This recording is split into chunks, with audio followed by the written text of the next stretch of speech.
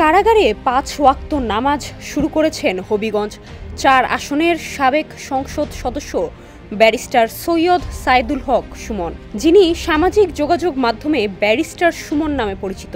গেল ১৫ই নভেম্বর তার সাথে দেখা করতে যান তার দীর্ঘদিনের সহকর্মী ও chamber partner M Liton Ahmed. রোববার সকালে এক বেসরকারি টেলিভিশন চ্যানেলকে দেয়া সাক্ষাৎকারে এম লিটন আহমেদ বলেন, পুরোই বদলে গেছেন ব্যারিস্টার সুমন। ৫ ওয়াক্ত নামাজ পড়ছেন, কারাগারে ঘুম থেকে ওঠেন ফজরের আজানের আগেই।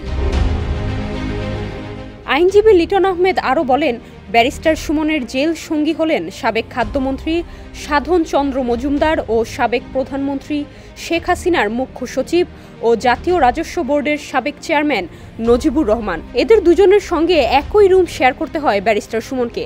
সাথে রয়েছেন এক সাবেক পুলিশ কর্মকর্তাও।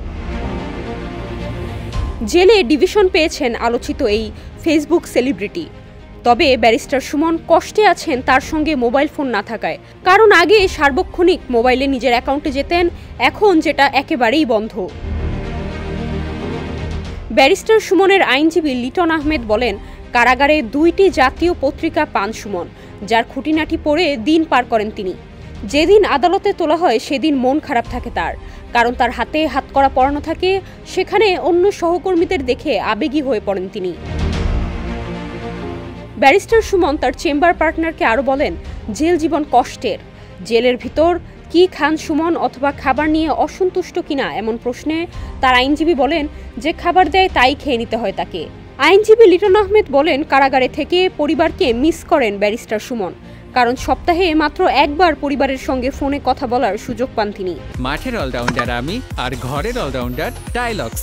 টাইলক্স টয়লেট ক্লিনার, ক্লিন মানেই টাইলক্স। ৫ অগস্টের আগে পরে যে কয়জন এমপি মন্ত্রীর দেশ ছাড়ার খবর বেরিয়েছিল তার মধ্যে ব্যারিস্টার সুমনের নামও ছিল। কিন্তু আওয়ামী লীগ সরকার পতনের প্রায় ২.৫ মাস পর ২১শে অক্টোবর গভীর রাতে ঢাকার মিরপুর এলাকা থেকে সুমনকে গ্রেপ্তার করার কথা জানায় পুলিশ।